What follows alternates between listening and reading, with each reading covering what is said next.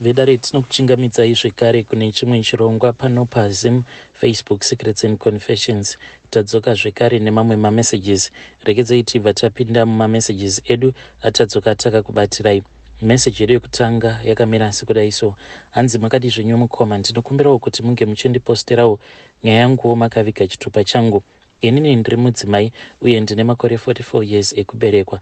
Ndoda kureururawo kuti inini ndiri muroyi uye zvekare ndoda kuti ndinge ndichizokuudzai kuti chii chakazokonzeresa kuti ndinge ndichizosvika pakuroya. So mukomana Shi, ini ndakati ndatizira ndainge ndisingaziviwo kuti amai vemukomana wangu ivo vainge vakabata uye zvekare vari muroyi. So ndakazoti ndatanga manje kugara pamba pemaparents emurume wangu, ndakabva ndaona kuti vainge vakandivenga, but I can say kuti ivo vakangondivenga for about week until apo pandakazobvuma kuti ndinge ndichizova muroyi. It was more than a week vachindivenga just like that, because the first week pandakatanga kugara pamba pemaparents emurume wangu ndainge ndichitopretenda sekunge ndainge ndine pamuviri. So I had managed kuti ndinge ndichiconvince my husband uye zvekare navatezvara vangu nemadzitete angu vose vainge vachigarawo ipapo pamba. Madzitete angu vainge vasati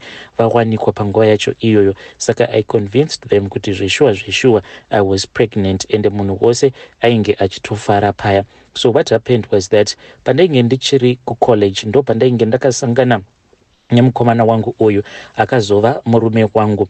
Zvadaro takabva tatanga kudanana, ndainge ndichimuda sei munhu wangu, but iye manje akabva azotanga kundichita. The day randakafind out kuti munhu ainge ava kundichita, iye aipota achimbopiwa foni nababa vake. Munoona mafoni aya ekudhara aya ataiti zvitina ndo foni yainge ichishandiswa nababa vake. Saka most of the times vaimupa foni iyaiya, uye kana achida kutaura neniwo ndaizotorawo foni yamudhara vangu tobva tatanga kutaura. So the fortunate part was that one day I then found out kuti he was cheating on me apo pandainge nditori busy ndichitotamba zvangu chisnake game pafoni yake. So pakabva pazopinda message, ndikabva ndazoverenga message iyaya, ndikabva ndatoona kuti ko zvayainge itori message yerudo.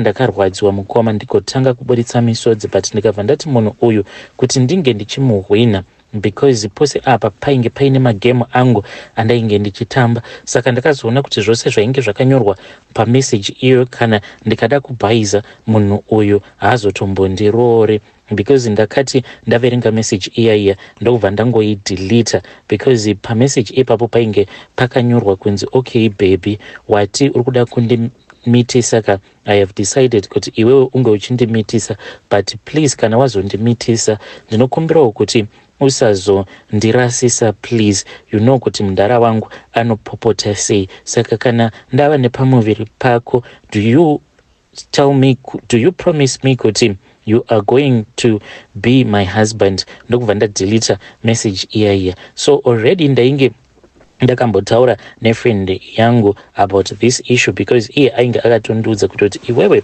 if you do not act very fast, this guy here is going to get married very soon. Because zvandainge ndichiita mazuva acho iwayo ndaiti kana ndikarara naye ndaiva nemimwe mishonga iyo ndainge ndakapiwa nefriend yangu, because naiyewo ainge aine musikanzwa. Saka ainge aine umwe mushonga uyo waainge ainawo, saka aipota achindipa. So mushonga uyu ndaingogara ndiinawo, ndaiti paya kana ndikauya kumba kwavo, because ndaitouya kumba kwavo for my sleepovers paya kana mumwe namudhara vacho pavanenge vasipo, tobva tatorara zvedu tichitoita party.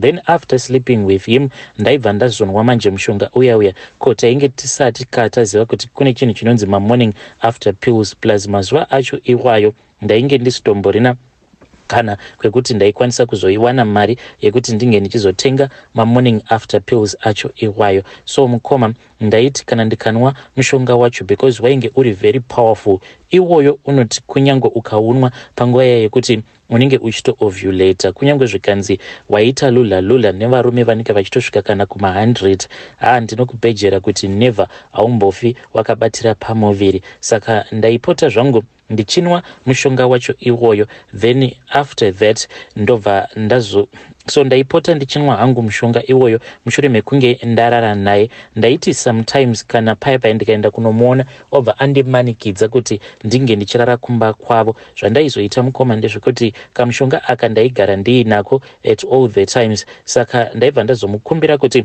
anga achienda kunondicherera mvura, ndobva ndazoti paya kana andipa mvura yekunwa, kana asina kunditarisa ndobva ndazoisa mushonga uya because iwo wainge wakangoita kunge powder white kuita kunge hupfu, ndobva ndatoisa zvangu, ndobva ndatomixa nemvura, ndobva ndatonwa paya. So that is what I used to do to prevent myself from falling pregnant, even though inini naye tainge tichiita bonde redu tisingashandisirane dziviriro mukoma, but ndaitoziva kutoti ndainge ndiine protection yangu iyo yandainge ndiinayo. So mukoma ndakabva ndaziva kuti sezvo musikana uyu iye ainge ati she was willing kuti ange achizoita nhumbu yemufesi wangu, this was going to be very difficult for me. Ndikabva ndatozviudza kutoti apa ndaifanira kutoti inini ndinge ndichitomuovertaka musikana uyu iye asati abatira pamuviri.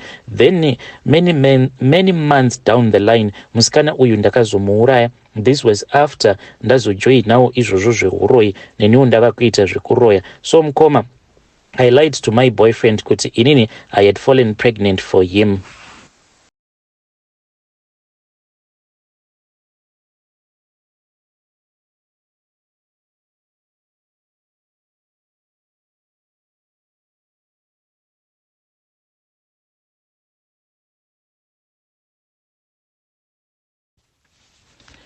So advice yandakazopiwa nefriend yangu yainge iri yekuti ndaifanira kuti ndinge ndichizonyepera uyu akazova murume wangu kuti ndainge ndava nepamuviri, because iye akabva ati the first one who is going to fall pregnant ndiye achazotowina murume. So pandakamuudza kuti ndainge ndabatira pamuviri, mujaya akafara, akabva atoti saka hauchatodzokeri kumba kwenyu, ndokubva atonditora akabva atonditizisa paya. He was really happy, but mukoma ndairwadziwa because dzimwe nguva aiti kana akakumbira foni yamudhara vake, saka ndaibva ndazokumbira kuti ndinge ndichitamba magames, then ndaibva ndazotoona mamessages awo ainge achitotumidzirwa nekamusikana kake kaikai kachitoti saka ndozvawakazosarudza here, wakasarudza iye over inini. Mukoma ndakabva ndati panapa ndainge ndichifanira kutoti ndinge ndichitoita plan. So pandakatanga kugara pamba pevabereki vake, zvandainge ndichiita ndaiti each and every morning ndaimirira kusvika munhu wose paya paanenge amuka, ndo pandaibva ndazobuda nechimhanya panze, ndobva ndaita sekunge ndiri kurutsa, and most of the times zveshuwa ndaitorutsa. Ndokusaka vanhu ava vakazobhilivha kuti ndainge ndiine pamuviri apart from the mother, because ivo neuroyi hwavo vainge vatoona kutoti ndainge nditori munyengeri. Zvandaiita mukomanashi ndezvekuti ndaibva ndazvidhokonya mumuromo mangu kusvika ndava kunzwa kuda kurutsa, ndobva ndazobuda panze, ndobva ndaenda kuseri kwemba, ndoramba ndichingozvidhokonya kusvika ndarutsa. Ndaiti kana ndarutsa kudaro iye aibva azonditevera kweya kwandinenge ndiri ndichirutsa, obva atanga kundibhabhadzira achiti baby it is okay, are you feeling the pain? Iniwo ndaibva ndatanga kuridza mhere kutoita drama ndichichema. Madzitete angu vaibva vatouya paya vobva vatoti muroora usachema zvako, zvinoita right, munhu ane pamuviri haatendedzwe kuti ange achichema. Ndobva ndatoti zvino ndikatadza kuchema sei inini ndichirwadziwa. Dzimwe nguva mukoma ndaitosarudza kutoswera ndiine nzara, ndaizoti kana vanhu paya kana vaita sekunge vanenge vambobuda vawaya ndaibva ndachilaza chikafu too bad, and most of the times ndaitoti kana ndichitonzwa nungo kuita mabasa epamba ndaiti kana paya kana pava kubikwa ndobva ndamhanya kuspare bedroom, then ndobva ndatorara, ndobva ndati munhu wechikafu uri kuita kuti ndinge ndichinzwa dzungu. So mukoma ndo zvandainge ndichiita izvozvo until one day vamwene vangu vakabva vazonditevera vakabva vanditi iwewe ndinozviziva kuti uri kunyepa, hauna pamuviri iwe, unoti une pamuviri but hauna pamuviri iwewe. So mukomanashi ndakavhunduka ndikabva ndati ko mukadzi uyu azviziva sei kuti inini handina pamuviri, because everyone, I had managed to convince everyone kuti I was pregnant. Mukomanashi mukadzi uyu manje ndakabva ndazotanga kumurota. Ndingangoti ndakatanga kumurota mukadzi uyu vamwene vangu from the very first day that I arrived at her house. Ndakavarota, saka pandakavarota tainge takatomira panze pegedhi ravo vasingadi kuti ndinge ndichipinda, vakabva vati usati wapinda pamba pangu ndisati ndakutendedza kuti unge uchipinda pamba pangu ndikuda kumbotanga ndakusecha. Vakabva vatanga kundisecha mukomanashi vakabva vanditi hauna mishonga here yawabva nayo kumba kwenyu. Vakandisecha mukoma ndokubva vazoti hauna kana mishonga yauinayo unoshandika newe iwe. Ndokubva ndatomuka paya but pandakamuka tainge tava kupinda muyadhi, but chakandivhundutsa ndechekuti takati tichinopinda muyadhi mukoma ndakabva ndazoona kuti imba yainge isisipo, painge pangova nemakuva chete, but makuva acho andainge ndichiona ainge atori nemazita. So over the years makuva ose aya andakarota that night ndo vanhu vatakazotanga kuuraya inini navamwene vangu. Saka after about a week, that was when she came to me physically. Vakabva vati muroora ndokuda kuti unge uchindiperekedza. Ndokubva ndazovaperekedza tikabva tatoenda kumba kwamai mufundisi. Saka vakabva vazoti muroora wangu uyu ane nhumbu, ndokuda kuti munge muchimunamatira. Yet vainge vachitozviziva, yet ndainge ndakatovaudza kutoti shuwa mama nhumbu handina, but ndanga ndichitongodawo murume wangu. Saka ndikabva ndatovaudza kutoti apa ndainge ndakatovaudza kuti shuwa mama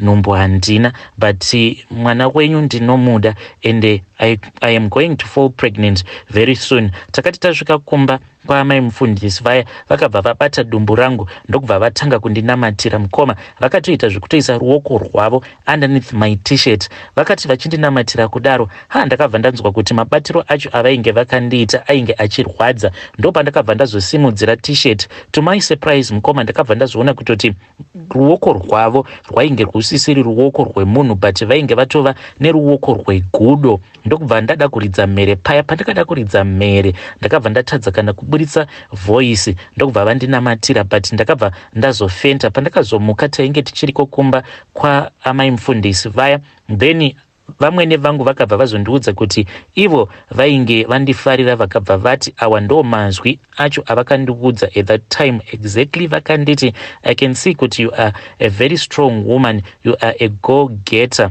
you can have anything that you want. So vakabva vazonditi ivo vainge vachida kuti ndinge ndichizoshandidzana navo, and I was going to be her best, her favorite amongst varoora vavo vose. So amai mufundisi vaya vakabva vazosimuka ndokubva vazoenda kubedroom kwavo. Pavakadzoka vainge vaine kadina plate. Mukadina plate umu mainge muine nyama yainge irimo, but yainge yakaomeswa. Saka vakabva vazonditi ndinge ndichidya nyama iyaya. Nyama iyoyo yainaka sei mukoma. Saka ndaitoti zvimwe kuda ibeef, but takazoti tadzoka kumba ndopavakabva vazondiudza kuti ndainge ndadya nyama yemunhu. Mukoma nashi ndakabva ndatanga kuchema, but vakabva vazondipa umwe mushonga. Vakabva vanditi inwa mushonga uyu, nhasi ndichange ndichizokushanyira usiku. Pandakangoti ndatora mushonga uya then ndadya mushonga uya, ndo pandakabva ndazotanga manje kunzwa kuti mudumbu mangu mainge morwadza. Saka ivo vakabva vazonditi she was going to come and fetch me. Vakazouya but wainge huri usiku. Vakati vauya kudaro mukoma ndopavakabva vazonditi ndaifanira kuti ndinge ndichivatevera. Pandakazovatevera mukoma takangoti tichingobuda panze ndakabva ndatoona kutoti mai mufundisi vaya vaitoita sekunge vainge vakatogara pachigaro as if she was a queen. Then kwainge kuine vamwe vakadziwo vemuraini vamwe vandainge ndichitoziva, uye zvekare nevamwe teacher. She taught me when I was still in primary school. Teacher ivavo naivowo ndakatovaona. Vose vanhu ava vainge vasina kupfeka, so ndakabva ndatonzwisisa kuti vanhu ava vainge vari varoi. Navo vamwene vangu vainge vachida kuti neniwo ndinge ndichizova muroi. So mukoma nashi ndakabva ndazobvunzwa kuti ndainge ndada here kuti ndinge ndichizovawo muroi.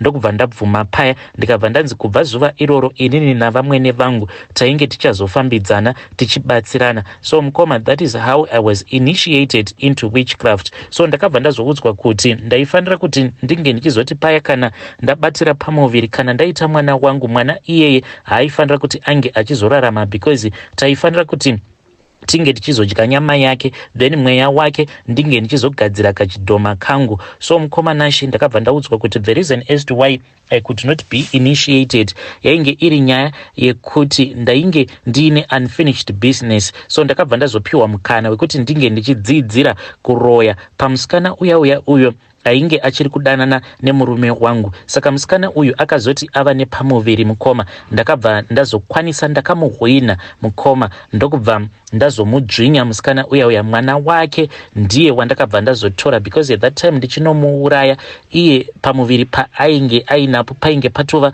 I think kuma 6 months, because chimwe chidhoma changu unotoona kutoti because chimwe chidhoma changu kana kuri kunzi ukasangana nacho unotya, kana usina kutosimba unokwanisa kutobatwa kana nebuka ukafa, because kangori like kamwana ka 6 months old baby.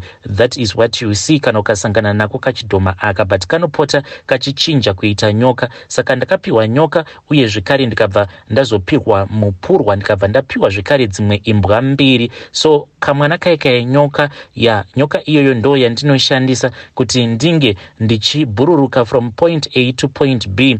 Then imbwa mbiri idzo dzandakapiwa, imbwa idzodzo mukoma ndo dzinondichengetedza. Imwe ndiyo yandinotuma kunovhima uye zvekare nekufembedza, and at all the times imbwa idzi panofanira kuti pange pachizova ne1 inogara iri padhuze neni. I have this very fierce dog iyo inondiprotecta. Saka inondiprotecta. Hamuzvizive here kuti out there are some spirit that goes around fighting against evil. Dzacho dzamunoti ngirozi idzodzo. Ndokusaka ndichigara ndakagadwa neimwe imbwa.